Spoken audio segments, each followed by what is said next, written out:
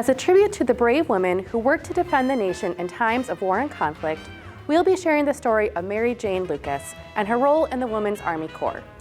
The Women's Army Auxiliary Corps, or WACs, was created in 1942 in response to the war effort facing a manpower shortage at the beginning of World War II.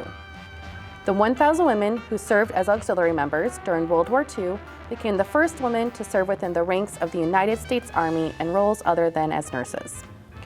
Fort Sheridan, located near Highwood off Lake Michigan, became the second post to receive a WAC unit in December of 1942. Mary Jane Lucas was born in Bertrand, Missouri. When she heard of the newly created Women's Army Auxiliary Corps, she enlisted quickly. She first trained at Fort Des Moines, Iowa. When Fort Sheridan received their first detachment of 150 auxiliaries in 1942, among them was Mary Jane Lett Lucas. Lucas was initially assigned as an usher at the post leader because, as she noted, they didn't know what to do with us. In July 1943, the auxiliaries were granted full military status as the Women's Army Corps WACs. All WACs were offered the choice of an honorable discharge or joining the United States Army as a member of the Women's Army Corps WACs, where they could receive full benefits.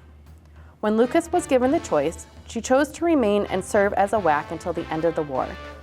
She remained at her post at Fort Sheridan for the duration of the war.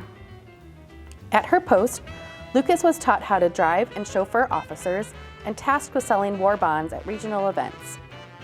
Later, she worked to become a laboratory assistant at the Army's 6th Service Command Medical Laboratory, where Lucas checked in thousands of food and water samples, which were then tested for purity before being sent abroad. After the war, she took a job at Fort Sheridan where she met her husband, Colonel Charles Lucas, at the Non-Commissioned Officers Club. They married in 1947 and settled in Grays Lake. Over 150,000 American women served as a WAC during World War II. The WAC disbanded in 1978, and all members were fully integrated into the United States Army.